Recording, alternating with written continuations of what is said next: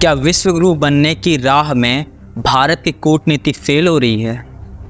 आज हम बात करेंगे कि ऐसी साजिश की जिसने अंतर्राष्ट्रीय स्तर पर भारत की छवि को गंभीर चोट पहुंचाई है।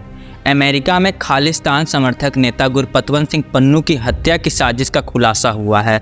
यह घटना सिर्फ एक साजिश नहीं है, बल्कि भारत की कूटनीति और विश्व गुरु बनने के दावों पर भी एक बहुत बड़ा सवाल खड़ा करती है। क्या भारत अब अपनी कूटनीति ताकत को खोता जा रहा है? क्या हमारे अंतर्राष्ट्रीय संबंधों में गिरावट आई है? आइए इस गंभीर मुद्दे पर विस्तार से चर्चा करते हैं। अमेरिका में खालिस्तान समर्थक नेता गुरपतवंत सिंह पन्नू की हत्या की साजिश का पर्दाफाश हुआ है। पन्नू, जो अमेरिका के नागरिक है, लंबे समय से भारत के खिलाफ बोलता आया है। वह खालिस्तान की मांग कर रहा है और सिख फॉर जस्टिस संगठन का प्रमुख है। यह घटना मई 2024 में सामने आई, जब अमेरिकी खुफिया एजेंसी FBI को पता चला कि पन्नू की हत्या की साजिश बनाई जा रही है। इस साजिश में भारतीय खुफिया एजेंसी रॉ के कुछ पूर्व एजेंट्स के शामिल होने की बात सामने आई है। साजिश में एक प्रमुख नाम जो सामने आया है वह है विकास यादव का। अमेरिकी जांच एजेंसी के अनुसार यादव को इस साजिश में शामिल किया गया था।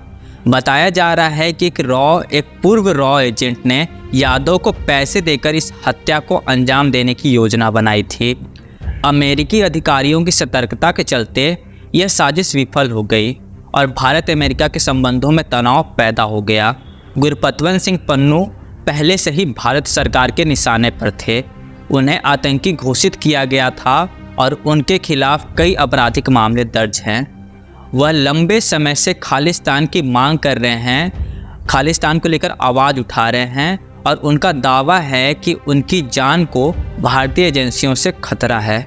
अब बात करते हैं भारत की छवि की, जिसे प्रधानमंत्री नरेंद्र मोदी ने विश्व गुरु बनाने का सपना दिखाया था।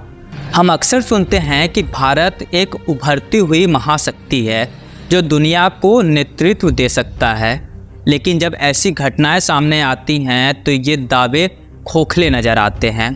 भारत की छवि एक शांति प्रिय और लोकतांत्रिक देश के रूप में थी, लेकिन अब स्थिति बदलती दिख रही है। आज दुनिया के कई हिस्सों में भारत की छवि एक आक्रामक राष्ट्र के रूप में बन गई है, जो दूसरे देशों में जाकर कानून तोड़ता है और वहाँ के नागरिकों को निशाना बनाता है। क्या यही वह विश्व गुरु बनने की दिशा है जिसका सपना हमें दिखाया गया था? यह घटना हमारे लिए सिर्फ एक कूटनीतिक असफलता नहीं है, बल्कि यह हमारे देश की नीति पर भी गंभीर सवाल खड़े करती है। मोदी सरकार के कार्यकाल में भारत की कूटनीति लगातार कमज़ोर होती दिख रही है। उदाहरण के तौर पर कनाडा में हरदीप सिंह निज्जर की हत्या का मामला ले लें।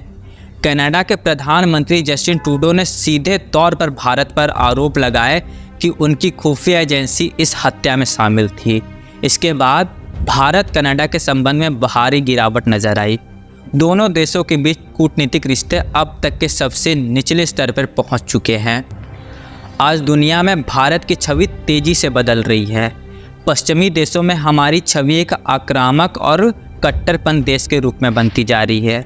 जहां पहले हमें एक विकासशील और शांतिप्रिय देश के रूप में देखा जाता था, वहीं अब मानवाधिकारों के उल्लंघन, अल्पसंख्यकों के खिलाफ हिंसा और अंतर्राष्ट्रीय नियमों के उल्लंघन जैसे आरोप हम पर लगने लगे हैं। क्या यह हमारे लिए चिंता का विषय नहीं होना चाहिए कि दुनिया के प्रमुख लोकतंत्र अब हमें शक की निगाह से देख रहे हैं? मोदी सरकार के कार्यकाल में चीन और पाकिस्तान के साथ हमारे संबंध भी बिगड़ चुके हैं।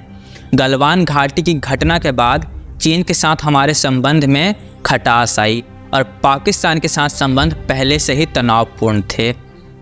यूरोपीय संघ के देशों में भी भारत की आलोचना हो रही है, खास करके मानवाधिकारों के मुद्दों पर। यूरोपीय रिपोर्ट्स में कहा गया है कि भारत धार्मिक अल्पसंख्यकों के साथ भेदभाव कर रहा है और लोकतांत्रिक मूल्यों का हनन हो रहा है। भारत में एक तरफ मोदी सरकार की उपलब्धियों का ढिंढोरा पीटा जा रहा है, वहीं दूसरी तरफ अंतर्राष्ट्रीय स्तर पर हमारी छवि गिरती जा रही है।